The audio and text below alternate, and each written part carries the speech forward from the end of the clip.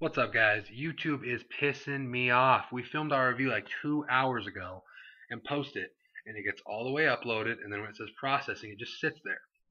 So for all we know, this one might do that too, and you'll never see this, and I'm just talking to myself. But I'm gonna do this one.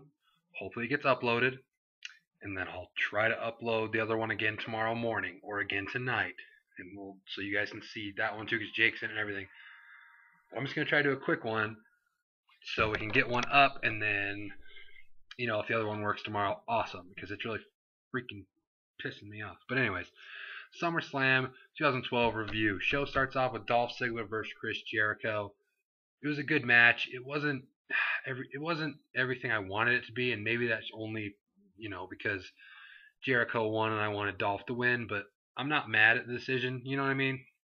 But I personally just wanted Dolph to win, and maybe that's why I don't like it as much as I thought I would, because in my head I always pictured Dolph winning. But we'll see where it goes. Chris Jericho gets the win here. And then you get Brock Lesnar, Paul Heyman backstage. Heyman does all of the talking, really, which is the way it should be. Lesnar gets a key sentence in there, and that's about it.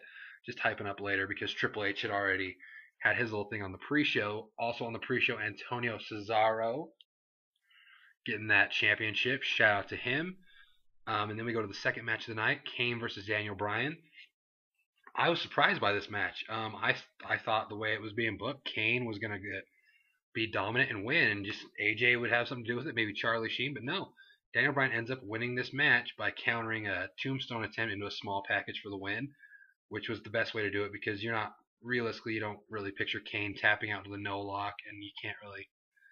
It's hard to imagine something Daniel Bryan could do that would knock Kane out for a long time. You know what I mean? So I was surprised by it, but I'm glad Daniel Bryan won. Um, you know, so just because it was unexpected doesn't mean it's bad. Sometimes that's a good thing. But and then Kane freaks out at the end, playing up to the whole like feels like he got a victory snatched away from him. He goes running backstage on a rampage, looking for Daniel Bryan, throws Josh Matthews, and AJ ends up saying, "You shouldn't have done that.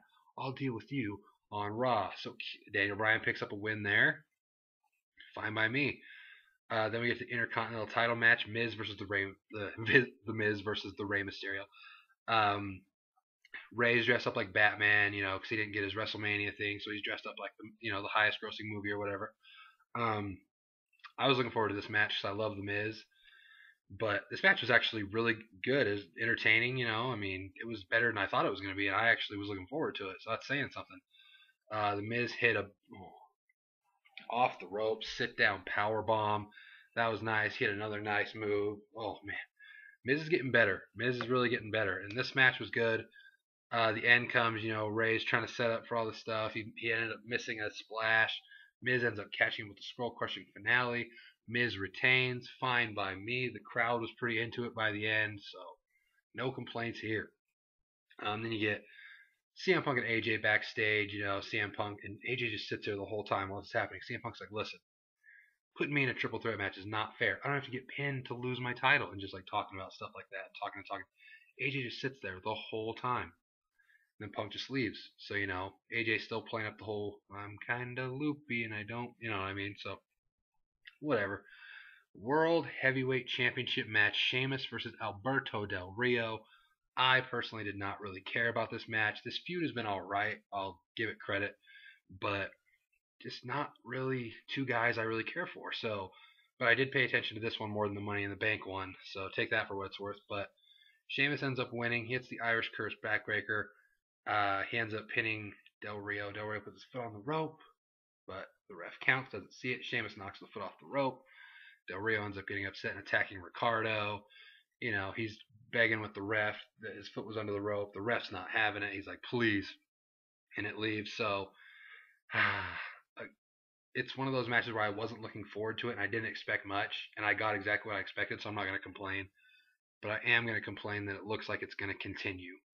And maybe you guys are into it, some of you guys, but I personally, this feud does nothing for me with these guys, so I'm not looking forward to it continuing, but what do I know? You know what I mean? If you guys like it, that's awesome. And then we get Tag Team Championship, the Primetime Players versus Kofi and R-Truth. This is another match kind of like, which one was I going with?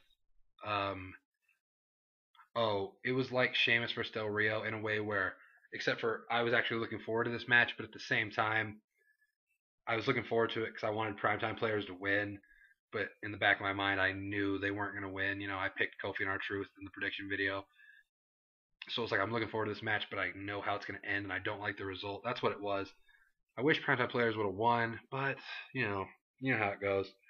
Kofi and R-Truth retained, but at least they didn't make the primetime players look too bad. It's not like you leave saying, "Oh man, they just could not keep up with Kofi and R-Truth." They're just like, "Hey, Darren Young got caught. R-Truth capitalized. 1, 2, 3, champions." So we'll see if this continues, or if the loss of Abraham Washington kills the progress of the primetime players. We will have to see. WWE Championship match: John Cena, CM Punk, The Big Show. This match was, I was looking forward to it, and it was pretty good. I liked the second ending, but the whole thing was built around these two smaller, well, Punk really smaller, and Cena like obviously to the Big Show, working together to try to take him out. But the Big Show just kept overpowering him and overpowering him, and then finally they start getting a little bit of the upper edge. They start making the Big Show work and everything, and finally Punk ends up getting him in like a modified anaconda vice with his leg up in his throat or something.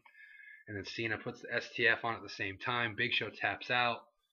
Double tap. No one knows what's going on. AJ comes out, says to restart the match. They restart the match.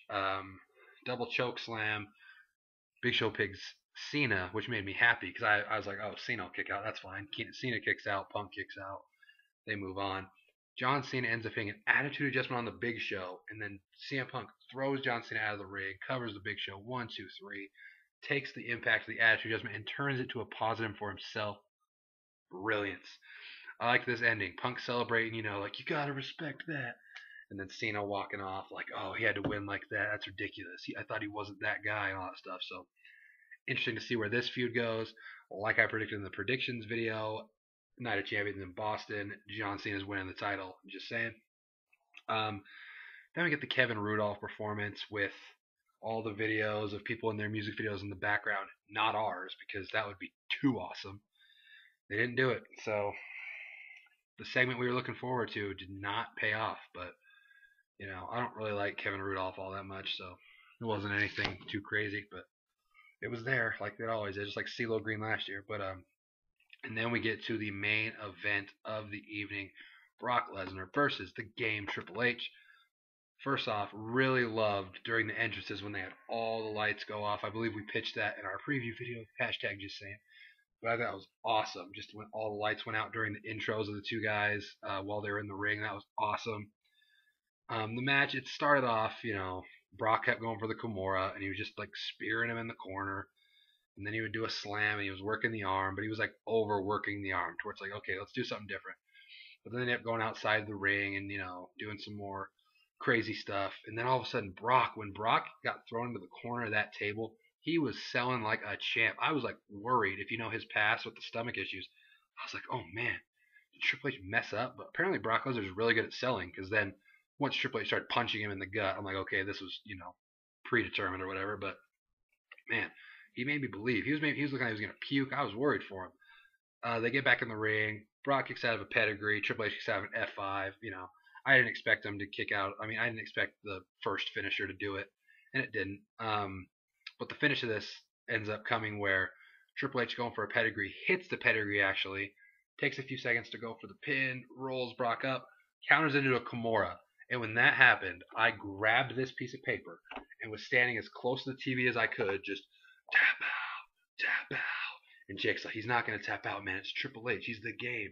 And I'm like, WrestleMania 27, tapped out to the Undertaker. He's like, man, it's not going to happen.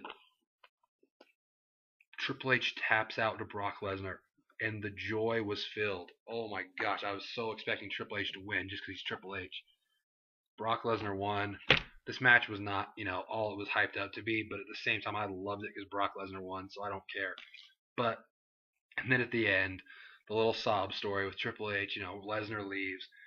Sure, it's awesome that Triple H, but it's like, Triple H loses and the spotlight's still all on him. You know what I'm saying? But I'm not worried about it because this guy won. I'm pumped.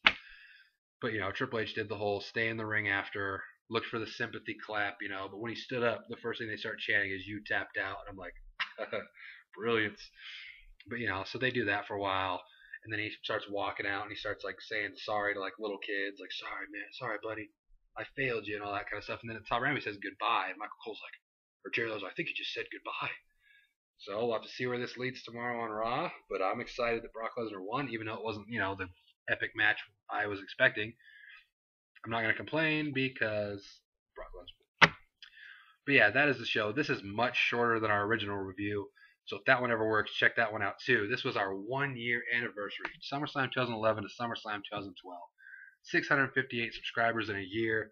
I remember back when, at this time last year when we posted this video, we got like 7 views, and we were just so happy. Like 7 people in the world are watching us talk right now. So thanks to anybody that's ever watched one of our videos. Thanks to everyone that's subscribed to us. Hopefully we can keep growing and continue to be interactive with you guys. But thanks to all you guys for making, this year was a lot of fun. It's made wrestling more enjoyable, and it's been awesome. So thank you. But go ahead and subscribe up here. Like this video. Leave your comments below on SummerSlam or anything you want to talk about. We will see you tomorrow on Monday Night Raw. Thanks for watching, and good night.